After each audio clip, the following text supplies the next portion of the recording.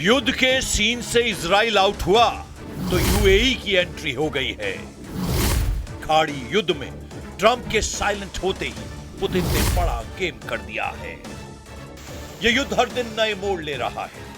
जहां कभी अमेरिका हावी था, वहां अब ईरान अपनी मनमानी कर रहा है। ईरान ने धमकी दी है कि ट्रंप ने 12 दिन के युद्ध के बाद बार बार धोखा दिया है, उसे अब ईरान बर्दाश्त नहीं करने वाला। رو جلو ببره ولی یک سری اصول ثابت داره سیاست خارجی ما که هر دولتی سعی میکنه اونها رو به جلو ببره. در دولت آیت ट्रंप का खतरनाक जंगी बेड़ा ईरान की तरफ तेजी से बढ़ रहा है। यूएसएस जॉर्ज वॉशिंगटन के डेक से तनातन जंगी जेट उड़ रहे हैं। ये वॉर ट्रेलर अमेरिका ने संयुक्त अरब अमीरात पर मिसाइल हमले के बाद रिलीज किया है।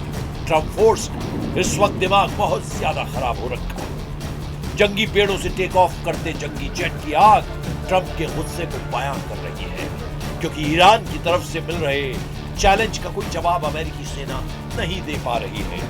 ऊपर से प्रेसिडेंट डोनाल्ड ट्रंप ने ईरान पर एक्शन लेने में ज्यादा टाइम ले लिया है कि अब अमेरिकी कैंप में टेंशन बढ़ने लगी है। उधर ईरान ने अमेरिका से जमीनी युद्ध की फुल प्रूफ तैयारी का ऐलान कर दिया है।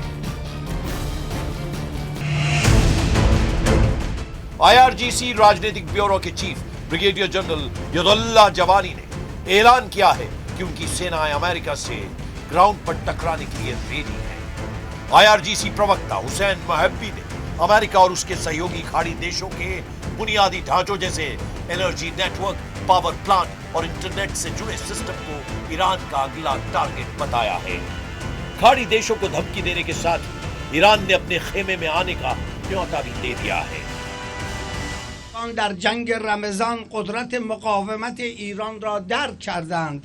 مقاومت در عراق هم یکی از عناصر قدرت این کشور است.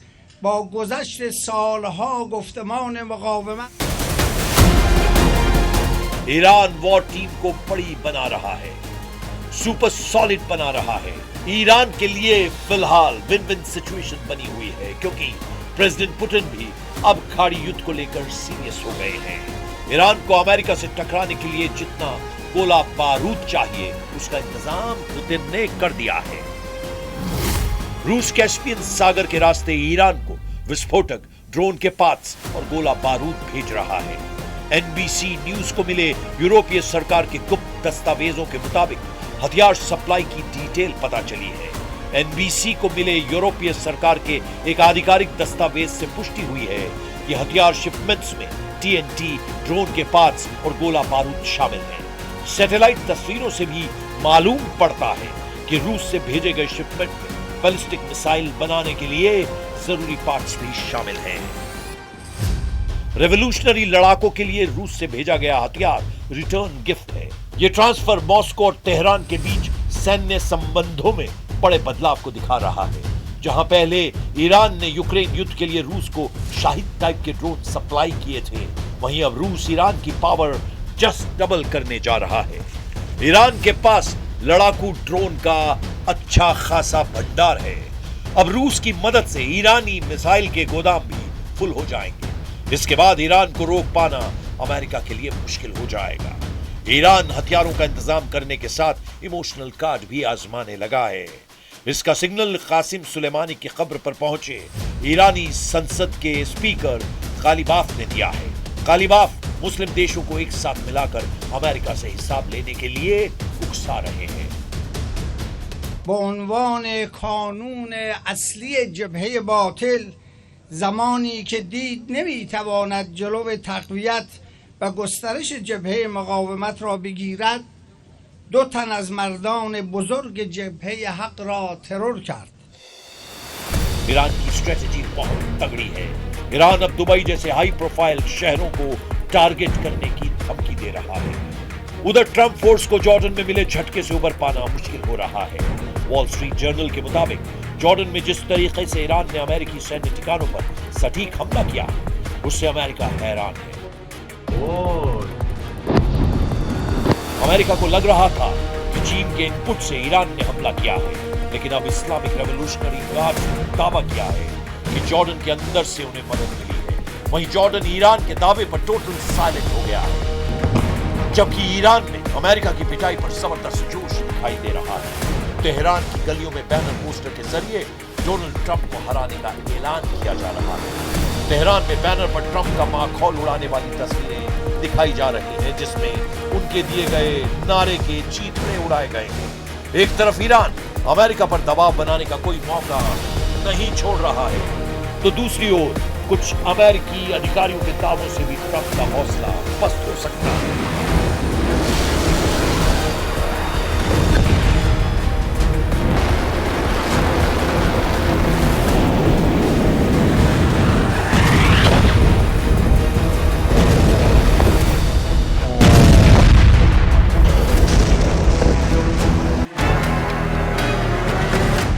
क्योंकि एक अमेरिकी अधिकारी ने दावा किया, अमेरिका के पास ईरान के खिलाफ लंबा युद्ध लड़ने लायक मिसाइलें नहीं हैं। ब्रिटेन के अखबार टेलीग्राफ ने एक रिपोर्ट छापी, जिसमें उसने एक अमेरिकी अधिकारी को कोट किया और लिखा कि अमेरिका ईरान के साथ लंबे और बड़े सैन्य संघर्ष के लिए अपनी ताकत बढ़ा रहा है, लेकिन उसके सामने हथियारों और मिसाइलों के भंडार की कमी एक बड़ी चुनौती बन रही है। रिपोर्ट के हिसाब से अमेरिकी रक्षा अधिकारी को चिंता है कि अमेरिका को अपने रणनीतिक हथियार के भंडार को बनाए रखना है, क्योंकि चीन और रूस के मोर्चे पर भी अमेरिका को हथियारों की जरूरत पड़ सकती है।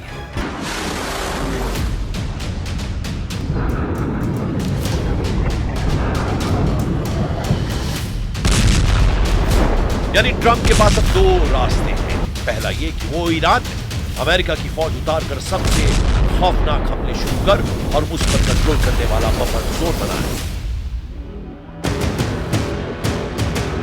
दूसरा रास्ता है कि वो ईरान के आगे सरेंडर करके युद्ध से भागने का रास्ता निकाले, क्योंकि ईरान अब अमेरिका को बख्शने वाला नहीं है। ईरान किसी को नहीं छोड़ेगा।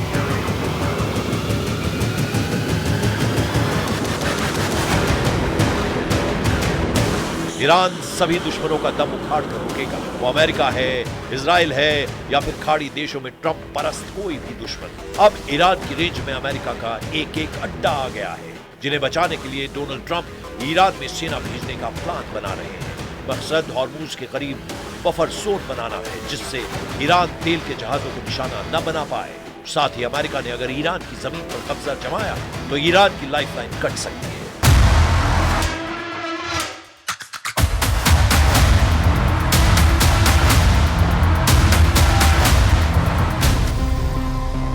ट्रंप प्लान बना रहे हैं कि ईरान में ग्राउंड ऑपरेशन के लिए अमेरिकी सैनिकों की जगह सीक्रेट अलायंस को उतारा जाए। अमेरिकी सेना का पहला टारगेट खर्ग आइलैंड पर कब्जे का है, जिसमें अमेरिकी फोर्स के साथ खाड़ी के उन सभी देशों की सेना ईरान में उतरे जहां हमले हो रहे हैं।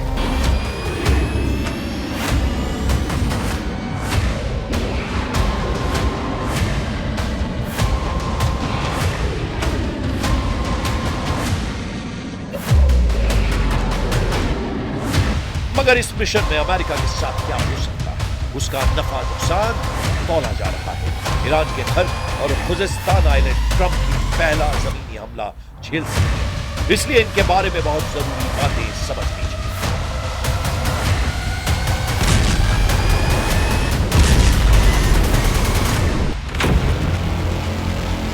मैप पर देखिए, यह है खर्ग द्वीप, ये फारस की खाड़ी में है, जबकि मेनलैंड ईरान में है।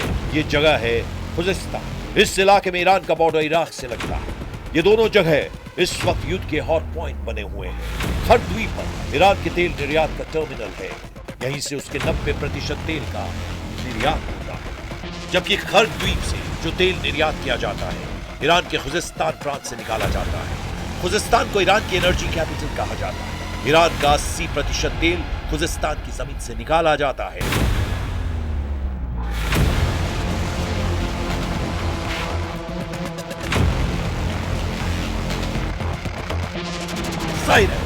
ईरान अपने पावर हाउस को बचाने के लिए पूरी ताकत झोंकेगा।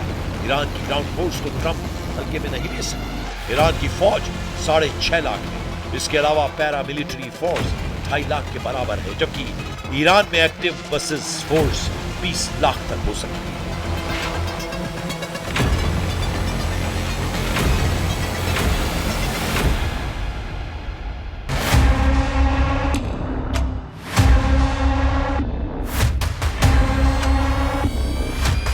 ये तो सिर्फ सेना की बात है। ईरान के 9 करोड़ लोग अमेरिका से युद्ध का ऐलान कर रहे हैं। हालांकि ये तक कि अमेरिका युद्ध में जीते बिना मैदान से हटता नहीं। अगर अमेरिका चीन से दूर होता है तो दुश्मन देश को ही तबाह कर डालता है। सुपर पावर से दुश्मनी मोड़ लेकर खाड़ी में कई फुट होगा। नक्शा बिगड़ चुका है।